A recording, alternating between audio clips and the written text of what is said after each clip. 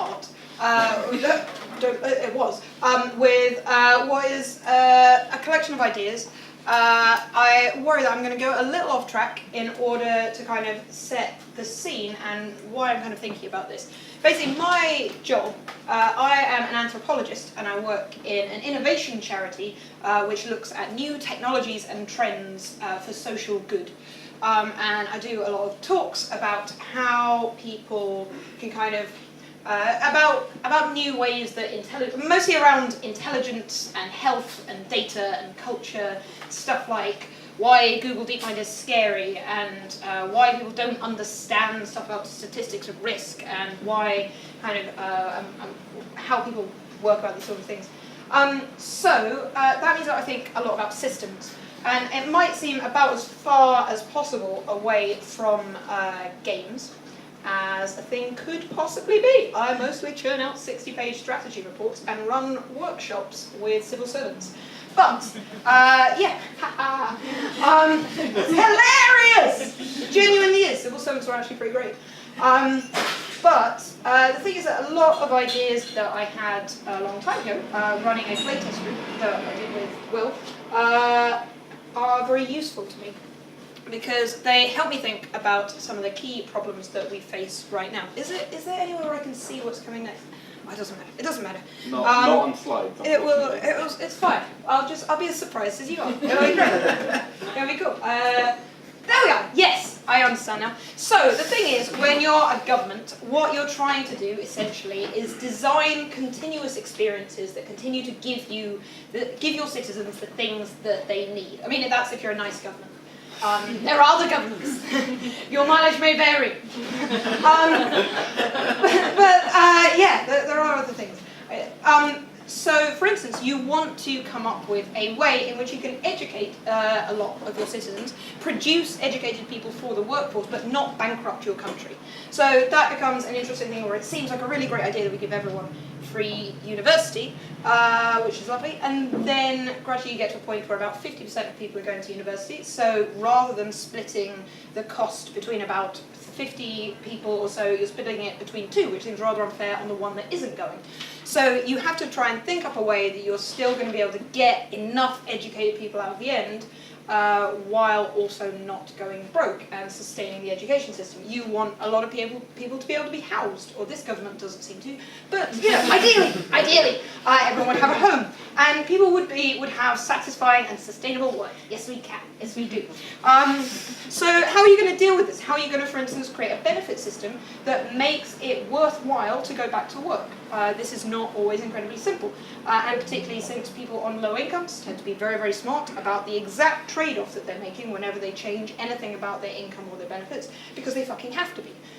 So they'll know if there's a point where it really isn't worth having an extra couple of hours of work and instead getting more benefits at that point. So you have to try and think up systems of reward and incentive and payback that work. I am not saying that every government does this, or that some of them aren't trying to actively murder people. So yeah, how do you do this? How do you do you come up with something crazy like tax credits and then take them away? Do you charge them for bedrooms? Why? And don't know, you just hate people. Do you do kind of quite strange things like America does and essentially hold people hostage in work by making decent health insurance only available through employers? Yeah, so how are you going to deal with that? My introduction to the idea that government and games might be sort of the same, and game design might be kind of the same thing, came at the age of about 10, when I saw this being played in Newham Town Hall, just down the road from here. And this was great. Mostly, I mean, there was a lot of worthiness to it, but basically it was a much better computer than we could afford. And we played games. And I genuinely had the idea at the age of 10 that game design was how you, being really good at this stuff was exactly how you got into government. Which frankly wouldn't be that bad a way to do it. Much better than a lot of other ways we have, like debating and shouting at women right now. That seems to be the main way that there's the path to power. So my tiny little mind exploded. Yes, that's on the notes. So on the basis of this, I got really interested in how government was designed. And I wrote to my MP and did my work experience at Parliament in the Department for Education, which is about as meta as it gets as a kid trying to break the world. Trying to, like, seeing the people that actually designed the education system that was, you know, I was a part of, and was doing this bizarre project with. So, the bizarre project of being educated! Why? Again. So many things, so many questions. So, the interesting thing about that, I'm going to have to take it back, all the thing that reveals how old I am. So I was doing my project I was doing my 2 weeks of work experience in the civil service, in the Department for Education, at the exact time when Estelle Morris got fired. Now, Estelle Morris was the head of education way back when, remember this is like 12, 13 years ago, a head of education who used to be a head teacher. She was the most qualified kind of education secretary. Teachers loved her. Teachers really loved her because she'd genuinely done the work. She genuinely cared. The policies that she came up with seemed to really work for teachers.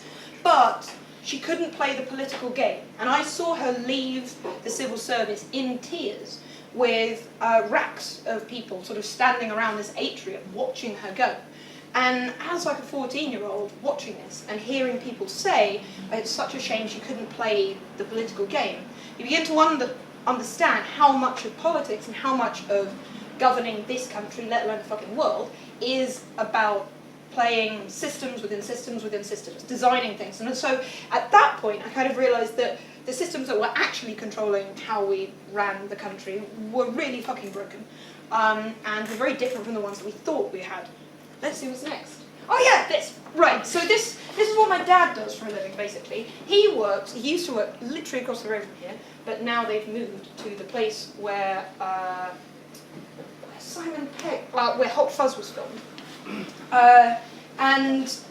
So he manages data for Newham Social Services. This is not his, this is just the only thing of access I could find that didn't have fucking identifiable names on it. Like, Jesus Christ, the screenshots out there.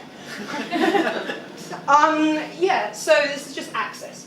And so the weird thing is that, like, he calls his job boring, but I always thought it was amazing because basically by making numbers shift around and by talking about the systems within which social workers were having to hit deadlines, were having to manage targets, and cleaning up the process of getting information from one place to another and changing the incentive structure, they managed to take Newham Social Services from being one of the worst performing in the country to being one of the best over the course of about 10 years. Now, that is the kind of systems change and design of systems that genuinely saves the lives of the most vulnerable people in the country. So I always think of him as an incredibly boring hero. The best kind, because let's say you don't want dramatic heroes in your life, really, do you? It's just, I saved a bank! Great, it's tiring, you do this every day, Dad. Yeah, so what we're trying to do is teach, what we're finding is incredibly effective in some of the research that the charity I work for now does, is teaching people about, like, directly about how the government that serves them is a system and is kind of like a game that you can win. An incredibly dull game, right? So this is a budget simulator. Budget Simulator 2013, for when Truck Driver Simulator was too thrilling. Ooh, too much fun, Daddy. Yeah, so oh my gosh, if we change the funding here, the council will need to close libraries. No, save the day! But on the other hand, we can make affordable childcare places so people can go back to work. When it gets really sweet, like there'll be extra breakfast clubs. So it's like, do you want children to starve? Do you want the council to have more libraries? And what we've found over and over and over again is if you ask people whether they want to have nice stuff or to pay less taxes, what they'll say is yes. Which isn't very helpful. So what you do instead is you try and engage them directly in what the system is. What kind of choices are going to be made at each opportunity. And the fact is that when you give people something like this, when you just have people standing around with iPads outside of a train station, you end up with a lot of people coming to the conclusion that actually they would be happy to pay a bit more tax. They would be interested in losing this, but not that. They think really hard. There are actually councils, and it is not in my head, and it is not worth waiting for me to remember which councils they are in the UK, that already use and have made decisions based on having 10,000 people within their borough use one of these systems and make those difficult decisions and talk through them with someone while standing outside an Asda on a rainy Thursday. Because, you know, while it might be really dull, we can kind of cheat designing these games. We don't need to put explosions or skulls or penises, because what's at stake is your life, right? Because some of these things genuinely determine whether you can do the things that you need to in order to get qualified, in order to go back to work, in order to take care of your kids. So, where are we? Gosh. So one of the things as well is that we're finding in really interesting places, not in the UK really, but across a lot of Europe and South America, you're finding really interesting experiments in different forms of democracy where people are kind of working out how they can think about power and decision making and debate about these things and provide evidence in different kinds of ways and sort of direct democracy tools that again make you think like this about the very dull systems that guide our lives. So that's point one. The other thing is this. I love this. Right, so this is actually a board game that the Open Data Institute designed. Do you know what the Open Data Institute is? No! Of course you don't! It's really boring! But really important. So the Open Data Institute guides different bits of government and different kinds of institutions in order to be able to work with data better, and they do amazing things. Like make it easier for social services, like the one that my dad works at, to be able to match up data sets in a way that allows them to deliver services in a way that doesn't infringe on privacy, or mean that screenshots of your freaking Access database are available as the first result on Google image search. Holy shit. I don't know if you'll be able to use this video because it's just swearing. Anyway, so this is Datopolis. This is me playing a board game at my job, being paid money. I love it. So I know that for you that's nothing special, but like I'm a researcher. So what this is a game in which so the little tokens, you get handed these little hexagonal tokens. You get dealt some of those each turn, and you also get a couple of these app design cards. And you have some of these tokens, and the point is to be able to build an app by putting like your tokens on each of these. So you're like, there's a green one and a green one, or there's two blue ones, and that correlates with. They have to put the colours down on the right things. Anyway, so you build the apps, and they have to be in the right locations. So this is being used to teach regulators and the kind of people that are in businesses where it's just like, why should I open up my transport data, Mr. Politician? Well, Mr. TfL, we can show that you will gain a 50 times amount, and it's true, they get 50 times more. The TfL has opened up their databases and they've got 50 times as much value from everyone being able to see what trains are moving where and how buses are, and it's optimised the flow of people through the system, and it's enabled TfL to survive. And they didn't do any work for that. They just said, hello, it's clean, it's here, have it. So what this does is teach you why you might want to open up your databases for other people to use. You have data, they have data, you both have different needs, great. But what's great about the fact that they made it a board game rather than a freaking report, another report, I write so many reports, is that it allows you to try out different sorts of strategies. Again, this isn't particularly news to you, but this is radical to freaking policymakers. The first time we played this through, we played everything. With these, it's like you play them. If you see the ones that don't have dots on, they're open for everyone to use, and the ones that the other way up, they're closed. Only one person can use them. And so for those, the first time we played everything open. It was all like very giving, very lovely, and it was over like that. We built these wonderful, structured, really complex apps. It was lovely. But this time, the second time round, we were going to be canny. All of us were going to be canny. Because the longer we played, the less time we were writing reports. So, we all played our cards closed. And we all played them as well. You can see these long, straight lines, but they're not clumped together, so you can't build these complex sets of systems. And what was super interesting about that was that we end up with these really long, towery systems. Right there, that's the first thing that got put down. So by default, it was open. So we all made fucking transport apps, because that's a transport thing.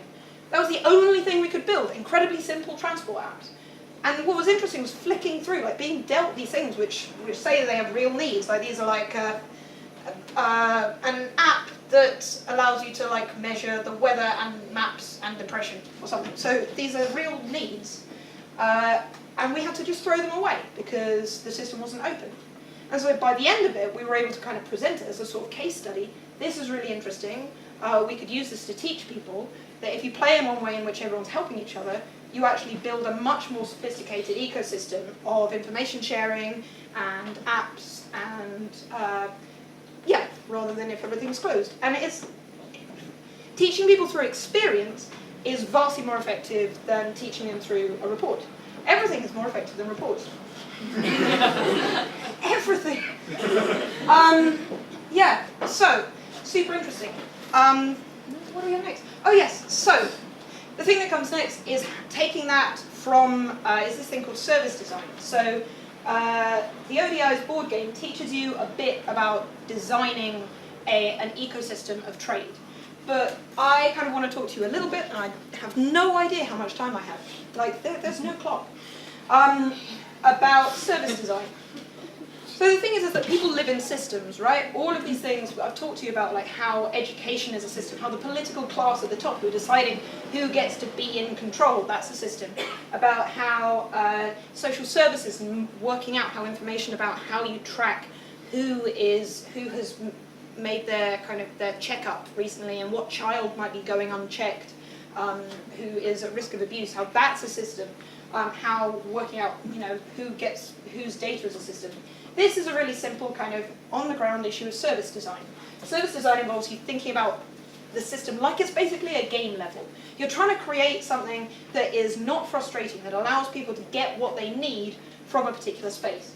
And this is part of a project that was trying to deal with the incredible amounts of violence and stress that people that work in A&E deal with. There are a huge amount of people. Well, you turn up at A&E when you're having one of the worst days of your life. Or it's a really bad day. You're probably stressed, you're in pain, you're tired, or someone you love is stressed, in pain, or in tired. So you beat people up, unfortunately. That happens quite a lot. And you may also be drunk. It's funny, because people are beaten up. So what they did is they did a project where they tried essentially to think about it as a level, as something that people need to get through. They need to achieve certain things, they need to tick certain, like, ding, ding, ding, oh, there's a question mark box, and now we have coins. And the coin is a blood test, and a diagnosis, yay! So they designed something like this. This literally goes on the wall.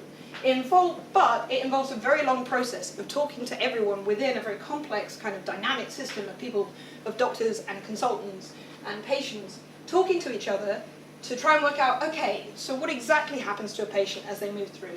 What is the language that we use at each stage? How can we make sure that they understand that, how they're signposted, how they don't end up in a glitched spot, completely lost and walking through a wall and falling into the underside or the upside down and being killed by, by a evil horde golem. All of those things can happen. Poor Sam.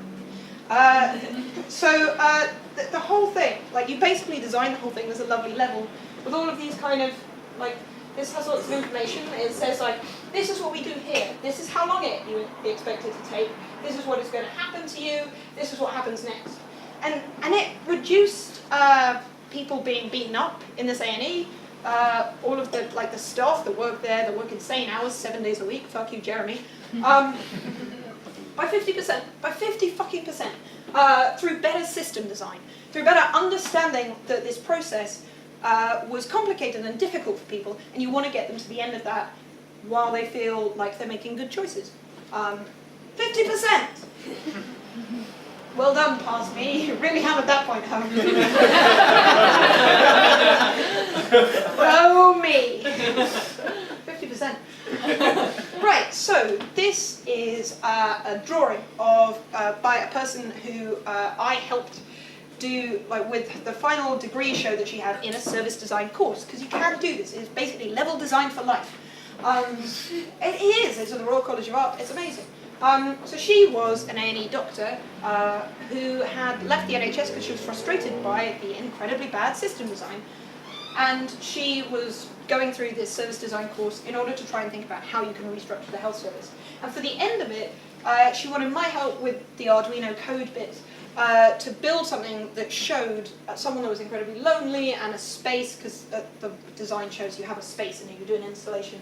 But you sit down and then somehow something lights up and lights kind of flow along and you're connected with people. And it represents how the system that she's building is now enabling people to connect, because for older people, loneliness kills you faster than smoking does. And we are not very good at connecting elderly people to other people. And so there has been a lot of work from all sorts of interesting research groups in trying to find ways with technology to connect them up, with Skype, with, like there's one that Intel did, which is kind of a secret, but fuck them, where, this was years ago, before the iPad, they invented the iPad. It was well, something like it, but enormous and ugly. That's why I didn't catch on. But like, so they created this touchscreen thing, which did FaceTime kind of stuff for these older people who had fallen, so they weren't very mobile.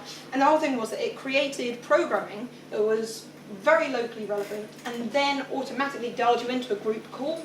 So you then could discuss that. So even if you didn't already know these people, it provided you a bit of content to begin to talk about, and to talk about the local news, to talk about politics, to talk about health information. And they found that it was actually really, really successful. She wanted to build one that connected people within a kind of a small area through kind of prescription services through GPs.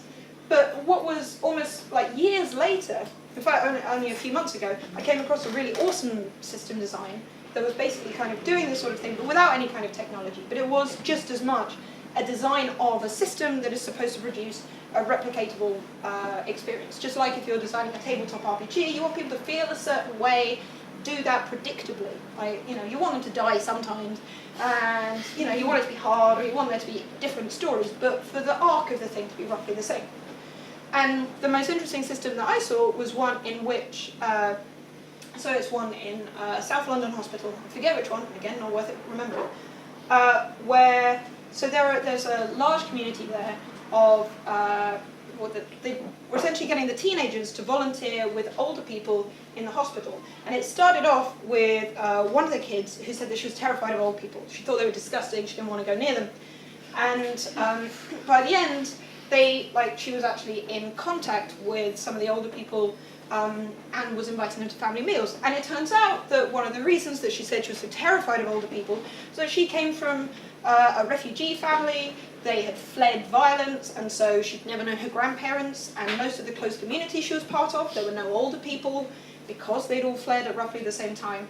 And so for her, that was a kind of connection with the local environment. And for the older people, these were young people who had never had these kind of deep stories of the land, of the space. They didn't know that, like, you know, the interesting old kind of weird stories of what had happened there. And so it connects up, like, these different communities in a way that enriches both of their lives. And that's a system, you know, that's a designing, it's an incentive-based system.